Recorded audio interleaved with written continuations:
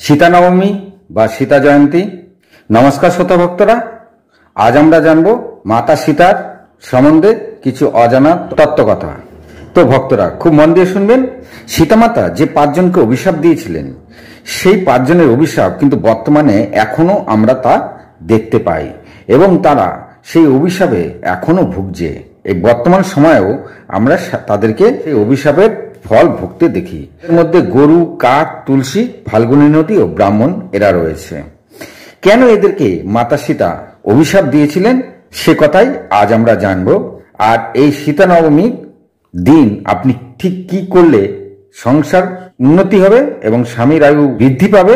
তো ভক্তরা, যখন রাম, লক্ষ্মণ ও সীতা বনবাসে গেছিলেন, তখন শ্রী রামচন্দ্রের পিতা রাজা দশরথের মৃত্যু হয়ে যায়। একথা যখন রাম জানতে পারেন, তখন রাম, লক্ষ্মণ তার পিতার পিণ্ডদানের জন্য ব্রাহ্মণের সঙ্গে কথা বলে নানা সামগ্রী জোগাড় করতে বের হয়ে যান। কিন্তু লক্ষ্মণের দেরি হওয়াতে রামও লক্ষ্মণকে খুঁজতে বেরিয়ে যান। আর অন্যদিকে রাজা দশরথের পিণ্ডদানের বিলম্ব হওয়াতে দশরথ প্রচন্ড তৃষ্ণার্ত হয়ে পড়েন।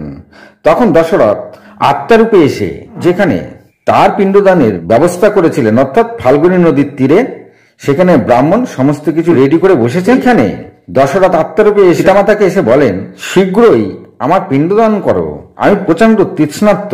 আর সে সময় রাম ও লক্ষ্মণ পিতার পিণ্ডদানের সামগ্রী জোগাড় করতেই বেরিয়েছিলেন, আর সেখানে ব্রাহ্মণ অপেক্ষা করছিলেন ওই সামগ্রীর জন্য। তারপর পিণ্ডদানের সময় পেরিয়ে যাচ্ছে বলে ব্রাহ্মণ ব্যস্ত হয়ে পড়েন, আর অন্যদিকে দশরথের আত্মাও ব্যস্ত হয়ে পড়েন। তখন দশরথ সীতাকে বারবার তার পিণ্ডদানের জন্য বলতে থাকেন। সময় পেরিয়ে গেলে তিনি মুক্তি পাবেন না। তখন সীতামাতা ধর্ম সংকটে পড়ে যান।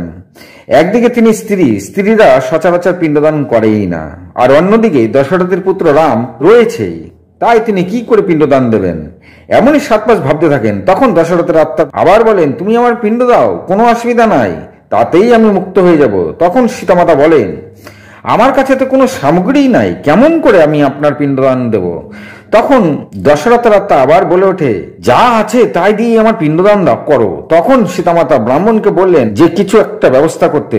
তখন ব্রাহ্মণ যা ছিল তাতেই তিনি পূজা শুরু করে দিলেন।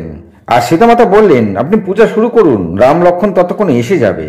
তো ব্রাহ্মণ সেই পূজা শুরু করলেন, কিন্তু অনেক সময় পেরিয়ে গেল, রাম লক্ষ্মণ সেখানে এসে পৌঁছালেন না। এইদিকে পূজা শেষ হতে চলল।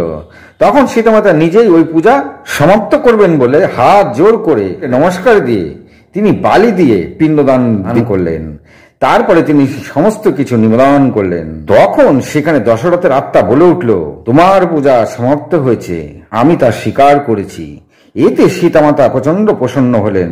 যাক, তবে পিতা তার পিণ্ডদান স্বীকার করে নিয়েছেন, তাহলে তার পিণ্ডদান সফলই হয়েছে।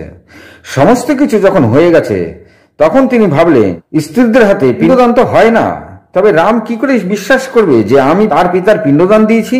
তাই তিনি সেখানে থাকা বটবৃক্ষ, গাভী, কাক, ব্রাহ্মণ, তুলসী ও ফাল্গুনী নদীকে সাক্ষী রেখে দিলেন। তাদেরকে বললেন, রাম আসলে তিনি যা যা করেছেন তাই যেন তাদেরকে বলেন। যাই হোক, বেশ খানিকক্ষণ পরে সেখানে রাম লক্ষ্মণ ফিরে এলেন। সীতা রামকে সমস্ত কিছু বললেন। তাতে রাম বললেন, সে তো ভালো কথা, স্ত্রীর হাতে পিণ্ডদান, এমনটা অলৌকিক, তো প্রমাণ দেখাও তুমি যে করেছো।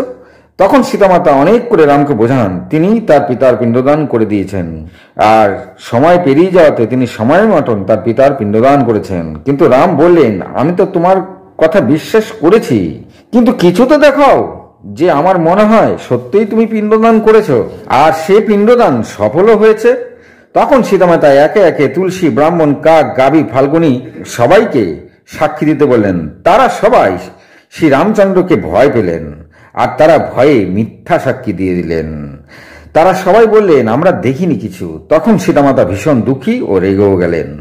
আর অন্যদিকে শেষে যখন বটবৃক্ষকে সীতা বললেন, তখন বটবৃক্ষ সমস্ত কথা শ্রীরামচন্দ্রকে খুলে বললেন, কেমন করে মাতা সীতা তার পিতার পিণ্ডদান করেছেন। সেখানে এও বললেন, এরা সবাই ভয়ে মিথ্যা সাক্ষ্য দিয়ে দিয়েছে।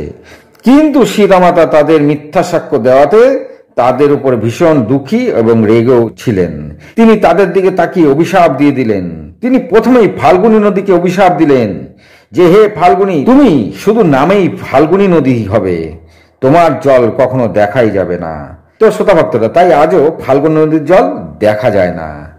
এরপর তিনি গাভীকে অভিশাপ দিয়ে দিলেন, যে মুখ দিয়ে মিথ্যা সাক্ষ্য দিয়েছ সে মুখের কখনো পূজা হবে না, শুধু তোমার পেছন দিককেই পূজা করা হবে। তো শ্রোতা ভক্তরা, গাভীর সামনে কিন্তু পূজা হয় না, গাভীর পেছন যা কিছু আছে সেসব দিয়েই সমস্ত কিছু পূজায় লাগে, এটাও আমরা বর্তমানে দেখতে পাই। এরপরে তিনি ব্রাহ্মণকে অভিশাপ দিয়ে দিলেন, তোমরা যতই যাই করো, তোমাদেরকে যত দান দেওয়া হোক, কখনো তোমাদের মনে সন্তুষ্টি আসবে না।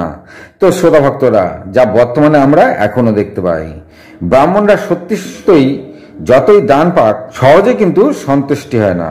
এরপরে সীতামাতা তুলসীকে অভিশাপ দিলেন যে, হে তুলসী, তুমি এই গয়ায় থেকেও সব জেনেও মিথ্যা সাক্ষ্য দিলে, তাই তোমায় আমি অভিশাপ দিচ্ছি, তুমি এরপর আর কখনো এই গয়ার মাটিতে জন্ম নিতে পারবে না। তো শ্রোতা ভক্তরা, আমার তো জানা নেই গয়াতে আদৌ তুলসী পাওয়া যায় কিনা, তবে এটা আমি শাস্ত্র থেকে পেয়েছি যে গয়ায় তুলসী জন্ম নিতে পারবে না। তো বোঝা গেল। আপনারা যদি এই সম্বন্ধে কিছু জেনে থাকেন তবে অবশ্যই কমেন্ট করবেন। এরপরে তিনি কাককে অভিশাপ দিলেন, তুমি এ মুখে মিথ্যা সাক্ষ্য দিয়েছ, সেই মুখ দিয়ে যখন খাওয়ার খাবে তোমরা সবসময় তা মারামারি করেই খাবে, আর যেখানেই পিণ্ডদান দেয়া হোক তোমরা সেই পিণ্ড ভক্ষণ করবে।